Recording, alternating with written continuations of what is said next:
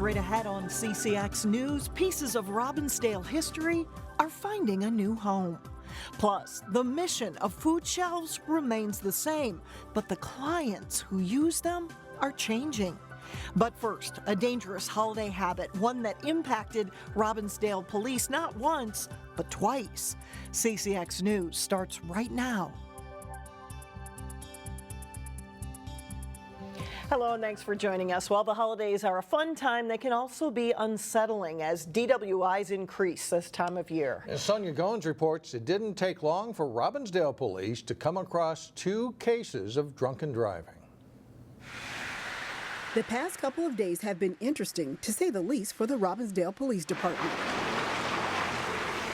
This was the scene outside the police station on Monday, and this is today. The word is frustrating because it's something that's so preventable. Police surveillance video shows a driver going through the intersection of 41st and Hubbard Avenues around 10 o'clock Monday night. You can see the vehicle facing westbound at the stop sign.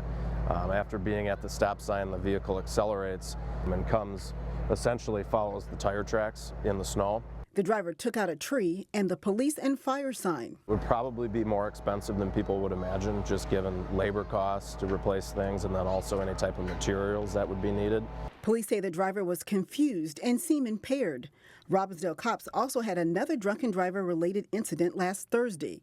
In that case, a driver slammed into the back of a squad that was parked at North Memorial Hospital. The vehicle was totaled. Albeit frustrating, property can always be repaired, but all too often we see accidents throughout the state where you talk about lives in injury versus property. Officials say this damage could have been prevented. It's a really good reminder just to make sure that you're making arrangements when you have been drinking, making sure that you're safe. Blood work was performed on both suspects. The toxicology reports should be available within the next week or so. Now, based on those test results, authorities will decide whether or not to press charges. In Robbinsdale, Sonia Goins, CCX News. Officials say the latest incident will cost upwards of $5,000, and if the driver doesn't have car insurance, the department's insurance would have to pick up the bill. A drug sting in Brooklyn Center led to the arrest of a man accused of supplying heroin that killed a woman. Russell Cage was arrested in a Brooklyn Center parking lot last week when police used an informant to buy heroin from Cage. He's charged with that drug sale as well as third-degree murder for supplying heroin that killed a 25-year-old St. Louis Park woman last summer. County Attorney Mike Freeman says heroin dealers keep supplying drugs that kill their customers, and he will keep charging them with murder. Not only are visits to food shelves on the rise, but the clients who use them are changing. Erik Nelson visited a food shelf today in Brooklyn Center and joins us now with more. Erik? Yeah, Alex and Mike, a total of 1.6 million people visited Minnesota food pantries between January and June of this year. And many of those visitors are senior citizens. Senior visits are up 49% for the first half of 2016 compared to 2012. The story around Minnesota mirrors what's happening in the northwest suburbs. We have a rise in seniors. So, that population is ever increasing. In our community, it's increasing more than most. People are aging in place, and we find that folks who have always gotten along really well with the rise in basic expenses, sometimes they're unable to meet the food costs. This graying hunger boom is real. In 2016, 800 seniors have made one or more visits to SEEP in Brooklyn Center. During the holidays, SEEP is especially busy, and they are running over capacity this week. SEEP focuses on giving out plenty of fruits and veggies. 66% of their food items are considered nutritious. For seniors, this option is huge because many are not mobile enough to use ovens or stoves in their own homes. It's a struggle to get around. It's a struggle financially. Costs keep increasing, but fixed incomes do not. And medicines, we all know how medicines have increased, especially ones that are absolute necessity medicines. So when you start looking at all that, the thing to go is always food. Now, Meals on Wheels is another part of what SEEP does and is one of their hallmark programs. They deliver food to seniors and check on their safety. Mike? All right, Erik, thank you. A plan for a second Hy-Vee grocery store in the northern part of Maple Grove has been approved. The new store will be built at a site south of Highway 610 and east of Maple Grove Parkway. The Hy-Vee North plan features a 96,000 square foot grocery store as well as a gas station and car wash.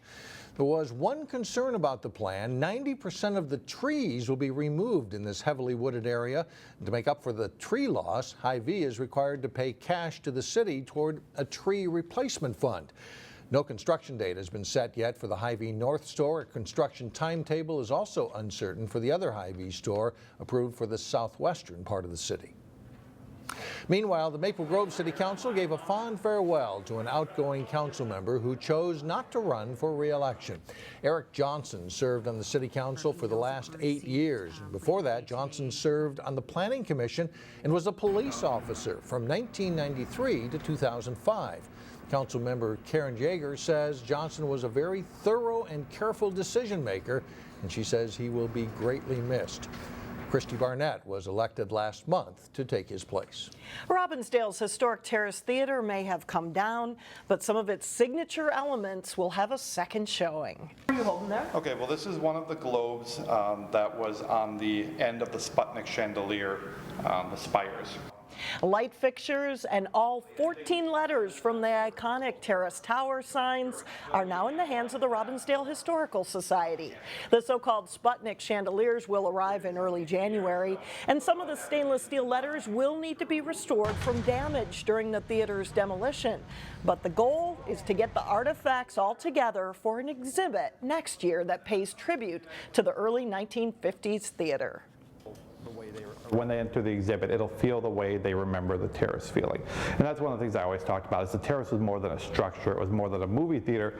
It was, you know, its memories, its experiences, its life. And, you know, for people to be able to go in and have that feeling, even if not in the same location, is very important to us. If you want to volunteer or make a donation to the effort for a Terrace Theater exhibit, you can visit the website historicterracetheater.com. Plans to reopen Pilgrim Lane Elementary in Plymouth include a new name. The Robbinsdale School Board approved the name Fair School Pilgrim Lane. The school will reopen in the fall of 2017 with an expansion of the Fair School Arts Magnet program. It will open to kindergarten and first graders. Second and third graders will be added later, giving the district an Arts Magnet program that runs all the way through the 8th grade. Pilgrim Lane closed in 2010 because of declining enrollment. Work is underway now on deferred maintenance issues in the building as well as an expansion. Coming up, a troubling find when it comes to baby teethers. We learn more next in Health Check. And then a little bit later in sports, Maple Grove girls hockey team is piling up the wins in a strong season. But first, a relatively balmy forecast. Temperatures stay above average Wednesday and Thursday. If you are a parent of a child between the ages of 3 and 5 years old, there is an important series of free tests that could help your child succeed in school. Free screenings for hearing, vision, and developmental growth are now available at the HDMC Brooklyn Park Clinic and at the new Brooklyn Park Library. The tests help determine whether there's a need for an additional service. For example, speech therapy or eyeglasses before a child enters the school system. Thanks to a $118,000 grant from United Way, the Osseo School District is able to take these screenings to a site where families already go, such as the clinic. If they do need that extra support, that we can get them that extra support and they can continue that for as long as needed. We want them to do well in the schools, whether it's preschool or K-12, and this screening can help detect any problems they might have with learning. The goal is to get 2,500 kids screened this school year. Typically, just 10% of those kids qualify for support services. To schedule a screening, you can contact your school district. A baby's first set of teeth generally begins breaking through the gums around 6 months of age. To relieve the pressure on their gums, babies may bite on their fingers, toys, or teethers. But in today's Health Check report, Elaine Cleveland talks more about a study that suggests not all of the baby teethers on the market are free of troubling chemicals. All right, let's spread them out. Spend just a few minutes in a classroom full of toddlers and odds are likely that you'll come across something adorable. Tractor. Okay, guys, we're gonna shake it. But this is also the age where children are teething, and staff members here at Little Newton's in Plymouth are on the lookout. We do experience a lot of teethers, and you know, they have different behaviors when they're teething, and they'll hold their mouth, or you know, they have an increase in saliva. They have more of a tendency to maybe bite. Many parents buy baby teethers, which are gummed by infants to help soothe teething pain. But a new study found that those teethers might not be free of the troubling chemical known as BPA. The American Chemical Society found BPA in 59 teethers that they were looking at, and those teethers were marked as either non-toxic or BPA free. That's significant because BPA can interfere with hormones that are important to a baby's growth and development. The chemical is already banned in bottles and cups, but teethers aren't subject to the same regulations. For me, it was very surprising to see that they found it in 59 teethers, and they're all brands, all different varieties, whether they're soft or water-filled. So instead of using potentially toxic teethers, Elise McGregor suggests parents try other remedies. I feel like it's important to just have a cold refrigerated washcloth, and the baby can, or the toddler can chew on it. You could also use cold baby food if they're not eating solid food, or a cold banana. You ready? One method they use here at Little Newton's is simply keeping the kids busy to distract them from the pain of teething. Or if the kids happen to bite, the staff members reinforce the fact that teeth are for food, not for biting their friends. So it's something that we keep an eye on. In Plymouth, Delane Cleveland, CCX News. There are also teething tablets on the market that can help numb the pain for kids, but it's recommended that parents check with their doctors first before giving the pills to their children. Oh, coming up, soothing sounds of the season thanks to students at Cooper High School. But first, a special guest drops in at hockey practice for a local team. John Jacobson has the details coming up next in sports.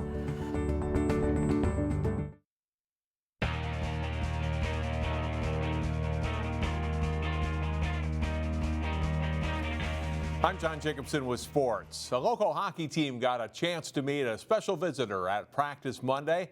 Wild standout and Minnesota native Zach Parise and equipment manufacturers CCM presented the Wayzata boys hockey team with a banner commemorating their state championship won last winter. Trojans coaches knew that Parise was coming, but it was a surprise to the players. I don't really know how to describe it. None of us came to practice today expecting to see Zach Parise on the ice. We just kind of saw a group of people sitting on the edge of the rink. We're just kind of confused like why they're there. And all of a sudden we stopped practice. They mentioned Zach Parise, so I don't know, just pretty exciting. We all kind of laughed out of joy. It was fun for our boys to see him, and like I said, you know, I think people forget sometimes that, you know, high school kids are still kids, and they're you know, the Wild guys are their heroes, and for Zach to come out and spend some time with them today was pretty cool. It's such a great part of a kid's career in high school, and I'm happy to be able to tell him congratulations and present him the banner, and I'm excited about it. Nathan McKinnon. Parise also spoke about his new involvement representing CCM. The Maple Grove girls hockey team also played in a state final last season, finishing as runner-up to Eden Prairie in Class AA. The Crimson are on a good roll this season. They won 9 straight games heading into their Tuesday night game after an opening loss to top-ranked Edina. Maple Grove is ranked number 2 in Class AA. They've beaten some good teams too, including Eden Prairie, Minnetonka, Centennial, and Elk River. It's been fun to see the growth in the team. It's been so fun. I mean, we've grown up together, and just seeing it come together as a team, it's been so great. And obviously winning makes it a lot more fun too. And I think as we practice more and more as well, like seeing our skill show up in games is really awesome. From the point we started at this fall till now, we've taken many steps forward with regards to our growth in just poise with the puck and playing at the varsity level. And after facing Benilde St. Margaret's tonight, the Crimson gets set for the Edina Walser tournament next week. The tournament they've played in past seasons, and it'll be a good challenge. That's always a fun tournament because we always play good teams there, so it really brings it into the regular season with our regular conference games, like helps us come together as a team more so we can beat the better teams in the tournament. Maple Grove's tournament opener is against Lakeville South next Monday, the 26th. Park Center's boys basketball team scored a big win over 4th-ranked Maple Grove last Friday to remain unbeaten on the season. Senior Losini Kamara played a big part in the Pirates' comeback that night. He's featured on this week's Sports Jam show here on CCX. Here's Jason Malillo with a clip from that story. Kamara was born in the West African country of Mali and came to Minnesota as a baby. Kamara eventually moved with his mother and sisters to Queens in New York City, while his father and the rest of his family stayed in Brooklyn Park. The neighborhood in Queens was rough, and Kamara struggled. Me and my mom and my 3 sisters was there. We went through a lot. We lived in Queens for a little bit. We actually lived in a homeless shelter for a little bit. When I was in middle school in Queens, I was a little bit of a troublemaker. But then Kamara met Donald Francois, an AAU coach who became a father figure and mentor. Francois even opened his home to Kamara when Kamara's mother moved to Arkansas. It changed everything. Like, I didn't even take basketball as serious at first until I met him, because he showed me like what it could do for me and what it could do for my family with the free education. Watch the rest of the Losini Kamara and his journey and more this week on Sports Jam. It's on through Wednesday at 3:30, 6:30, and 9:30 p.m. on channels 12 and 799. Mike and Alex, back to you. All right. Thanks a lot, John. Still ahead, a story worth listening to. The sounds to prove it when we come back.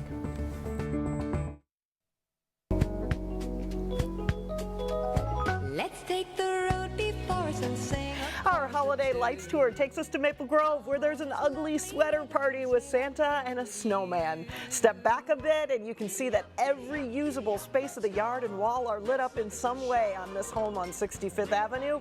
With snow on the ground, it is a true winter wonderland. And then right next door, you see this, they're getting in on the fun too with a little holiday lighting humor. That sign, of course, over the garage just simply says ditto. We still have a few days to go before Christmas, and if you know of a display of lights in your neighborhood, send us an email to news@ccxmedia.org. And that is all the news for us. Thanks so much for joining us. And we leave you with a Christmas treat from the Cooper High School Bel Canto and Concert Choirs singing I Saw 3 Ships. Enjoy. I saw 3 ships come sailing.